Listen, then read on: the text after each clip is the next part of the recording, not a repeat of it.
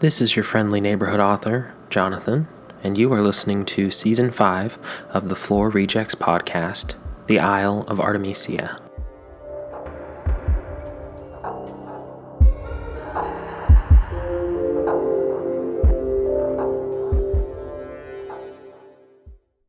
Welcome back to another episode of How Many Rooms in My Apartment Can I Record From?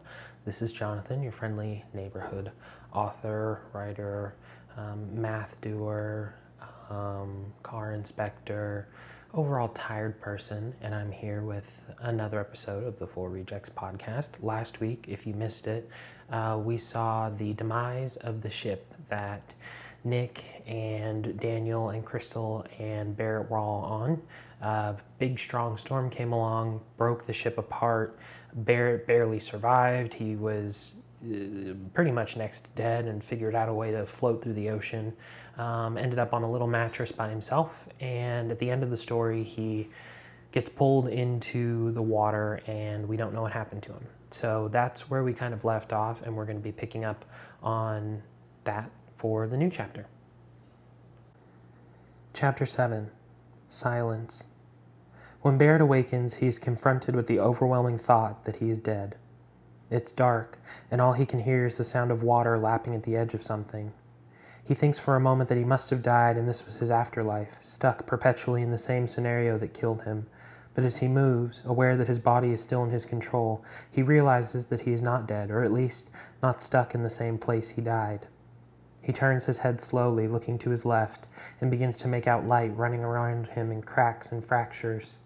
His eyes adjust and he realizes that he's inside something, a hut of sorts, constructed of and bound together by leaves and branches.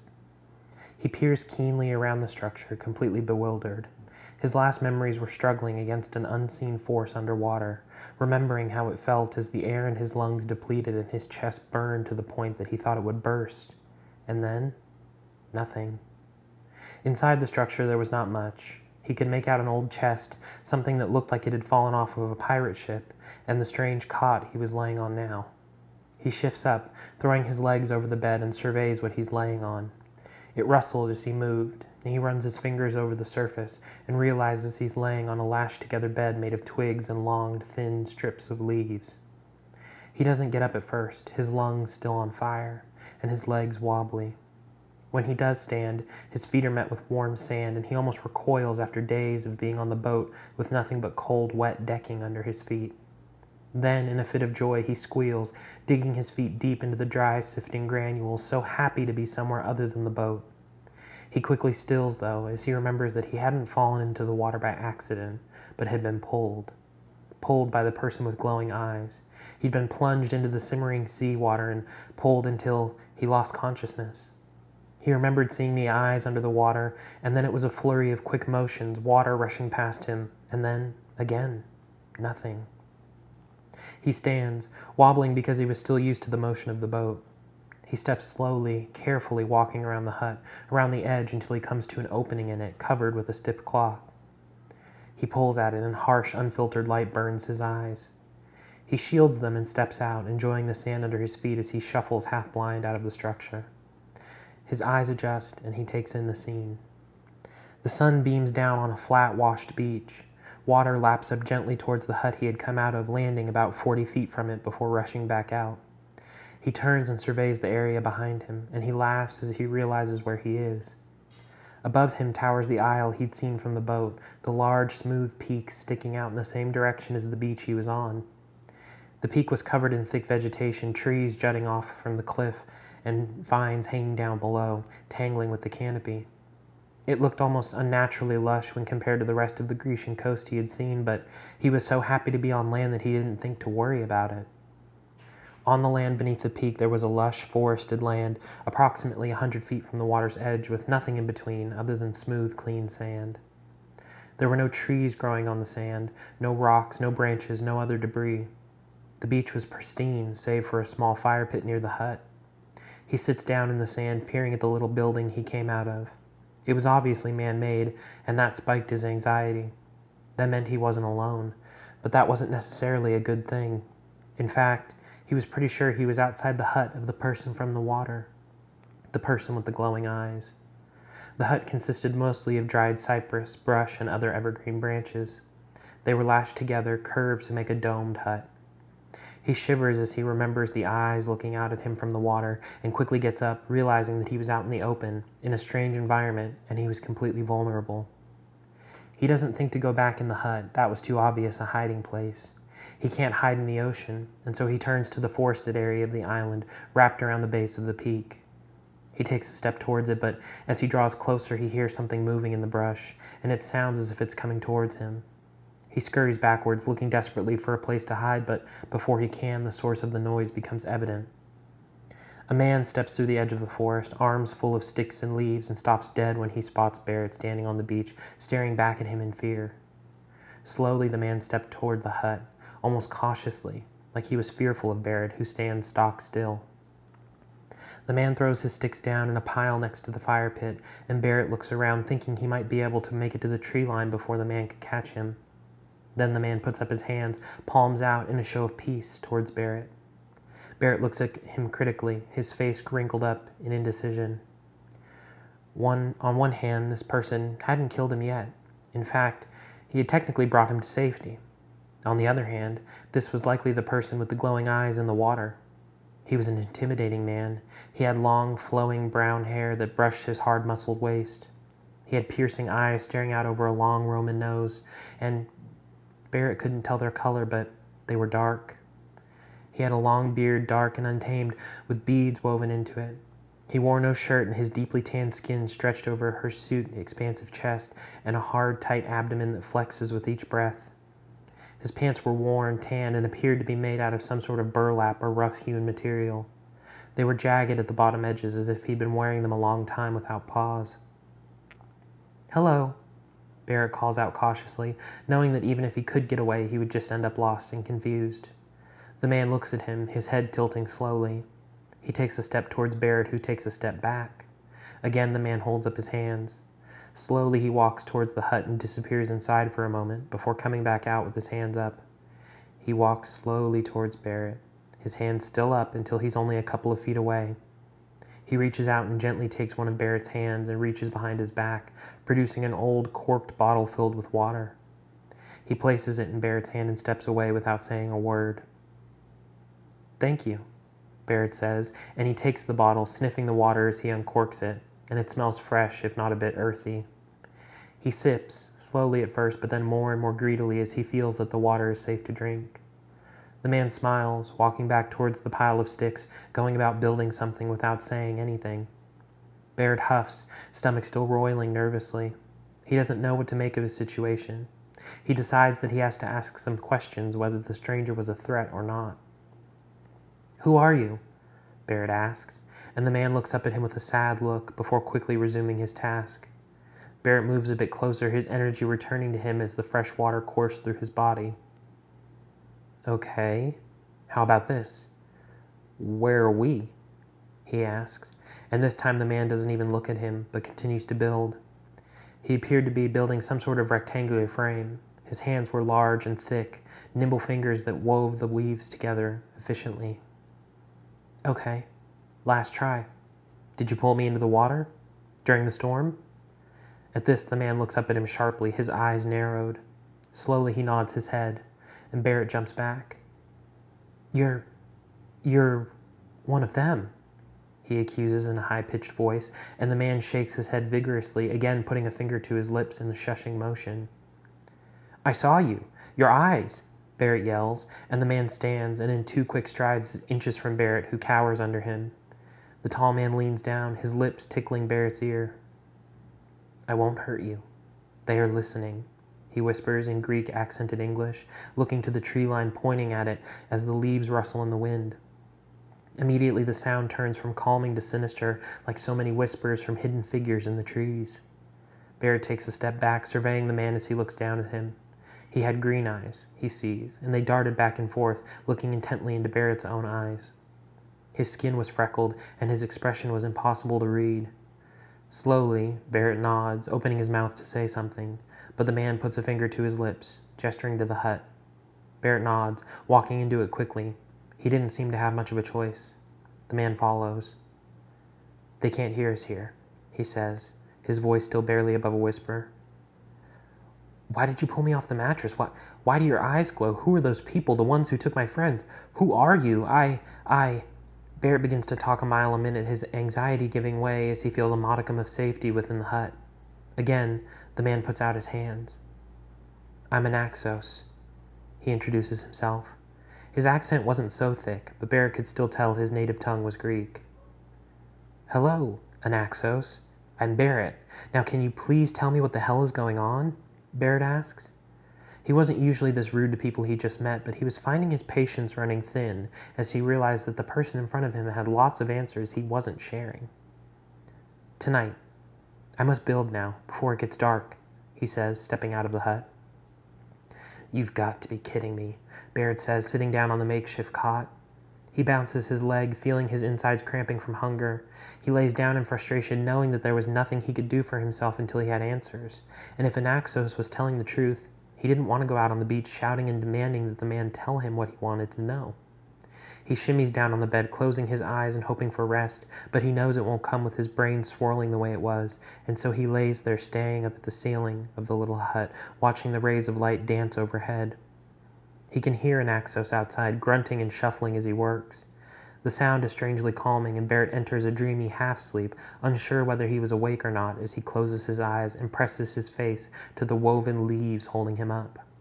He was tired, so tired, but also more rested than he had been in so long.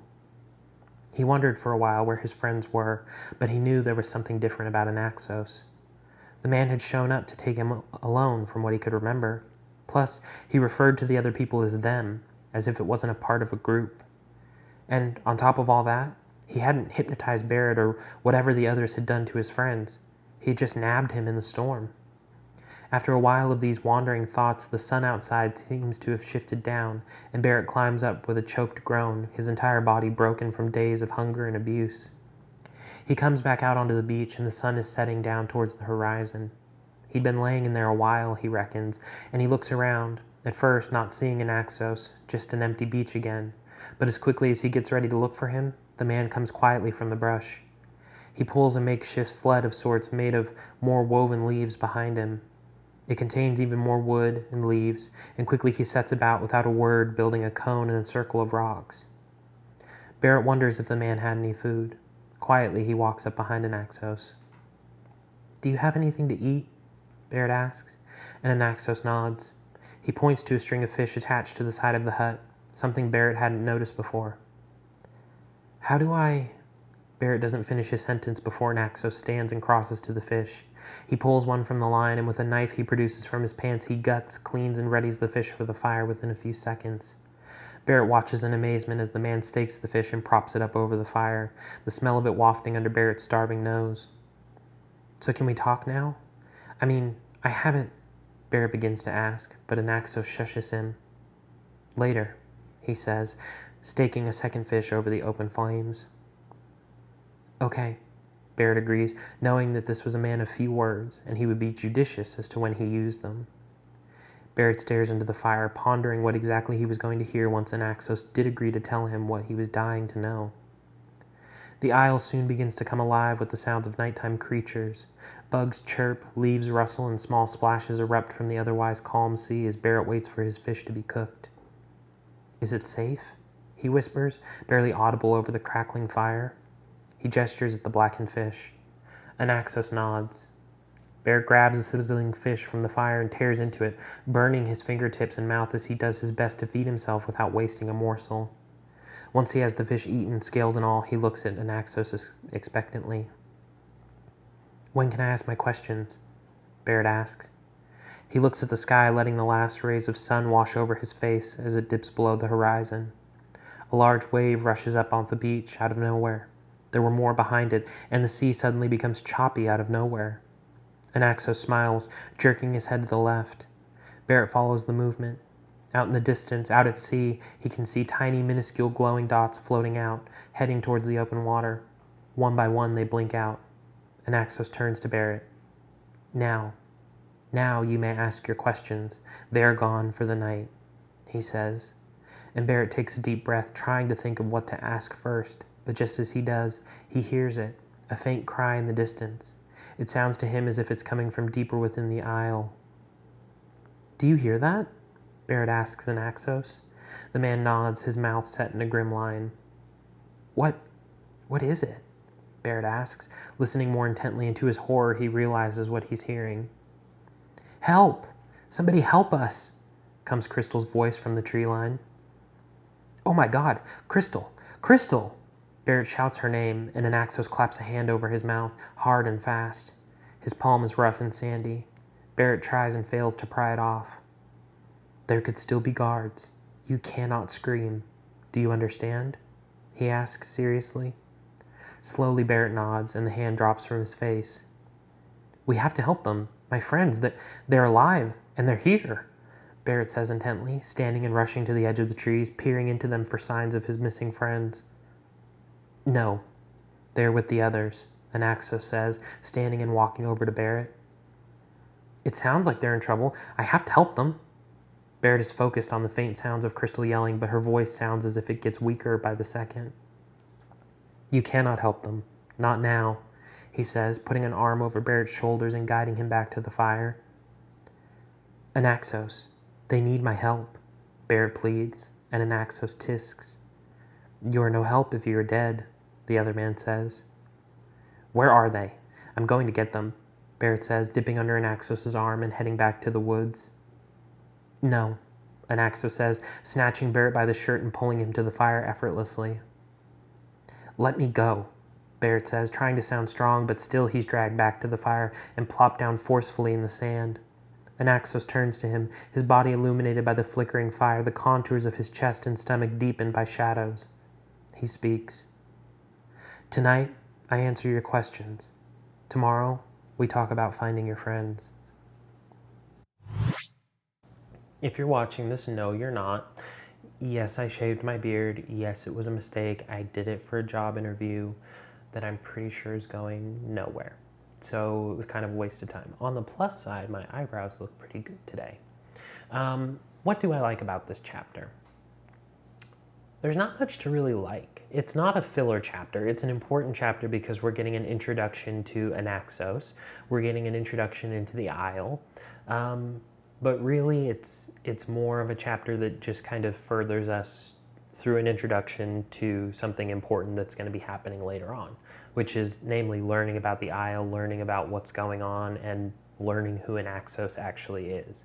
I chose Anaxos as the name because it's an actual Greek name. It's not just a name I made up. Wanted to be as, true to where I was writing as possible. Did some research, so it's fairly accurate.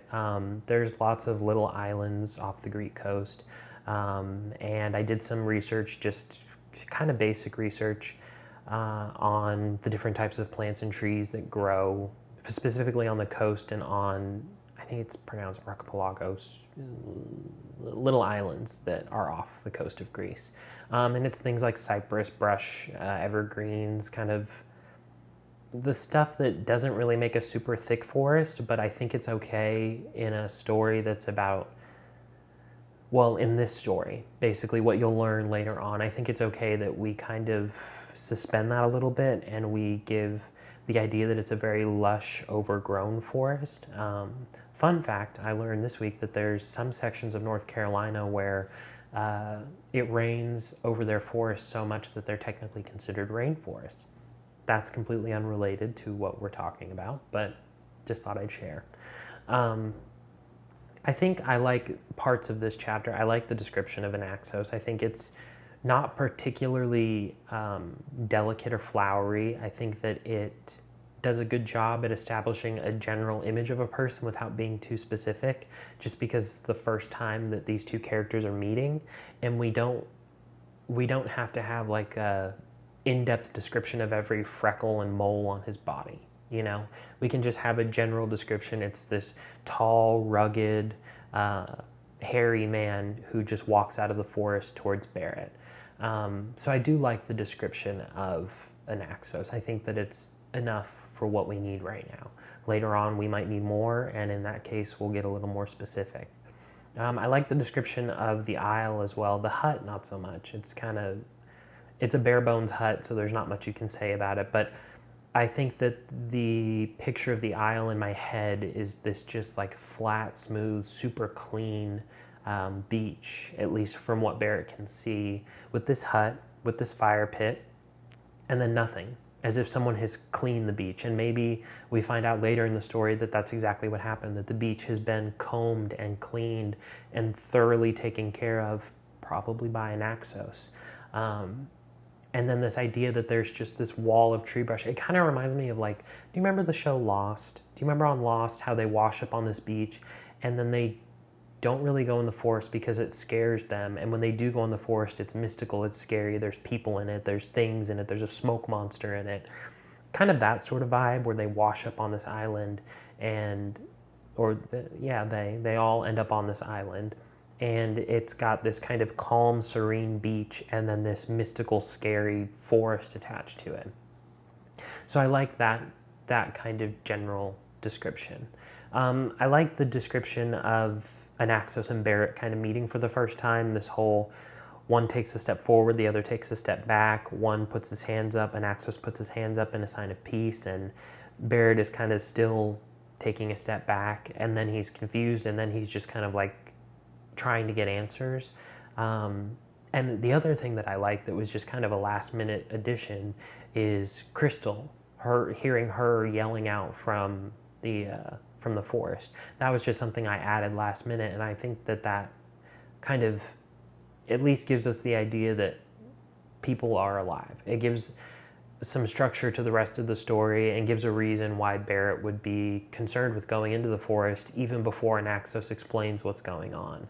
And I like the idea that Anaxos is honest about who he is, about the fact that he is the person with the glowing eyes that pulled Barrett into the water, but he's obviously presenting himself as not a threat. I find that interesting and fun.